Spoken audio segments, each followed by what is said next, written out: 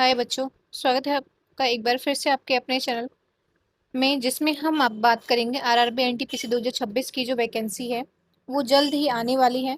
क्योंकि इसका जो कैलेंडर है वो जून से आपका जुलाई से सितंबर के बीच में दिखा रहा है, तो इसके बीच में आपका जो वैकेंसी है ये आउट हो सकता है।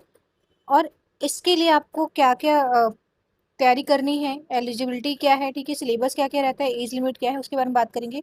12th पास प्लस ग्रेजुएट लेवल की इसमें वैकेंसी रहती है और ये गवर्नमेंट जॉब होती है, तो इसके लिए आपको वेट करने की जरूरत नहीं है, अभी से तैयारी शुरू आप कर दें।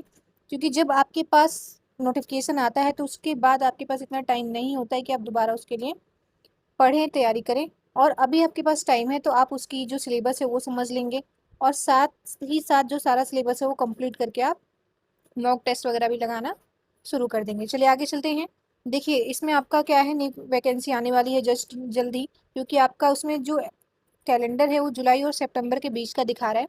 इसमें वैकेंसी वो आउट हो जाएगी, क्योंकि रेलवे हम जो भी टाइम देता है उसके हिसाब से वो क्या करता है, वैकेंसी आउट कर देता है। तो इसके लिए आपको ज़्यादा टाइम वेस्ट नहीं करना है, जो भी सिलेबस है फटाफट से पकड़ लीजिए, क्योंकि इसमें टीसी स्टेशन मास्टर बहुत सारी जॉब अच्छी अच्छी हैं जिसमें जिसके लिए आप अप्लाई कर सकते हैं। Age, eligibility, syllabus, exam pattern और सिलेक्शन प्रोसेस के बारे में हम बात करेंगे।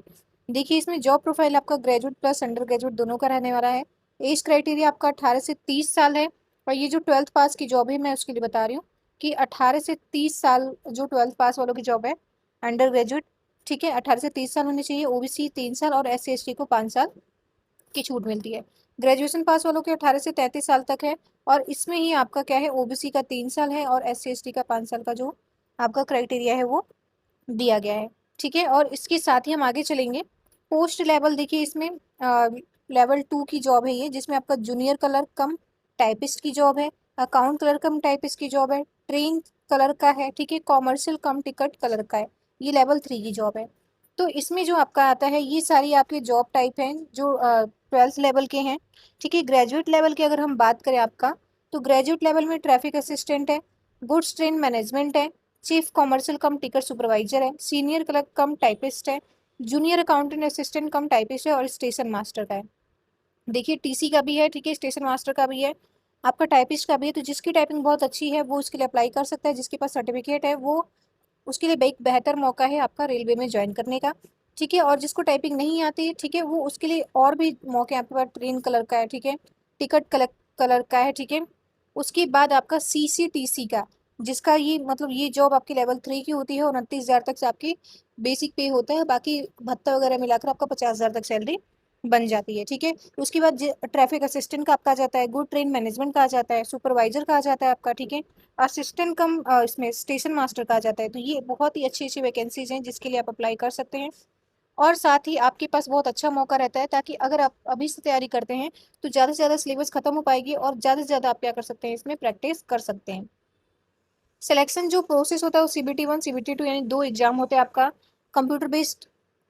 उसके बाद आपका CBAT होता है, यानी कि जो टाइपिंग स्किल टेस्ट होता है, वो सारी चीज़ें होती है। फिर आपका डॉक्यूमेंट वेरिफिकेशन होता है, देन आपका सिलेक्शन हो जाता है। एग्जाम पैटर्न हम CBT 1 की बात करें, जिसमें CBT 1 में आपका देखिए कंप्यूटर बेस्ड होता है, और इसमें जो आपकी फॉर्म फीस भी लगती है, वैसे फॉर्म फीस में 400 या 500 ऐसे करीब लगती है। ठीक है, और इसके बाद अगर आप एग्जाम दे देते हैं, CBT 1 दे देते हैं, तो आपको फॉर्म फीस जो है वापस कर दी जाती है। तो एग्जाम पैटर्न आप देख ले सकते हैं। मैथमेटिक्स का आपका 30 क्वेश्चन आता है, 30 नंबर का। जनरल इंटेलिजेंस एंड रीजनिंग का आता है 30 क्वेश्चन, 30 नंबर का। जनरल अवेयरनेस का आता है आपका 40 क्वेश्चन, 40 नंबर का। ठीक है, टोटल क्वेश्चन आपके 100 क्वेश्चन आते हैं, 100 नंबर के, और नेगेटिव मार्किंग आपकी होती है 1/3 की। तो ये आपका सिलेबस रहने वाला है, जिसको मैथ्स आपकी अगर आप कमजोर है तो आप उस पर प्रैक्टिस कर सकते हैं। रीजनिंग और जीके जो आपका आता है, जीके जीएस वगैरह, इसकी आप अच्छे से प्रैक्टिस करें। ठीक है, और इसके बाद आपका एग्जाम पैटर्न 2 है, जिसमें आपका सारा सिलेबस सेम रहता है, बस आपके जो क्वेश्चन की क्राइटेरिया जो वो बढ़ जाती है। पहले 30 था, अब इसमें 35 क्वेश्चन हो गए, इसमें 50 क्वेश्चन हो गए, और इसमें 35 क्वेश्चन हो गए, यानी कि 35 क्वेश्चन, 35 नंबर, 35 क्वेश्चन, 35 नंबर, और 50 क्वेश्चन 50 नंबर के आपके रहते हैं। टोटल 120 क्वेश्चन CBT 2 का जो होता है एग्जाम, उसमें CBT 2 में टोटल आपके 120 क्वेश्चन आते हैं, और CBT 1 में 100 क्वेश्चन आते हैं। दोनों में ही 1/3 की नेगेटिव मार्किंग होती है। 1/3 नेगेटिव मार्किंग का जो मतलब होता है, उसमें ये होता है कि अगर आपके 3 क्वेश्चन गलत जा रहे हैं तो एक आपका सही क्वेश्चन काट लिया जाएगा। ठीक है, अगर 3 क्वेश्चन आपने गलत कर दिए तो आपका एक जो आप सही क्वेश्चन होगा, सही जो आंसर होगा वो काट लिया जाएगा। ठीक है, उसके बाद आपका जो सिलेबस है वो मैंने बता दिया, एज क्राइटेरिया सारी चीज़ें बता दी। फीस जो है आपकी 500 जाती है, लेकिन जब आप CBT 1 दे देते हैं तो जितने भी बच्चे CBT 1 में हिस्सा लेते हैं, CBT 1 वो देते हैं, उसके बाद आप जो फीस होती है वो 90% रिटर्न कर दी जाती है। अगर आपने 500 भरा है तो 400, जितनी भी फीस जाएगी उसका कुछ काट कर हिस्सा आपको वापस कर दिया जाता है। तो फिलहाल के लिए इतना ही। वीडियो पसंद आता तो प्लीज़ चैनल को सब्सक्राइब, वीडियो को लाइक एंड शेयर कीजिए। कोई भी क्वेरी हो, कोई भी दिक्कत हो, कमेंट सेक्शन में आप पूछ सकते हैं। धन्यवाद।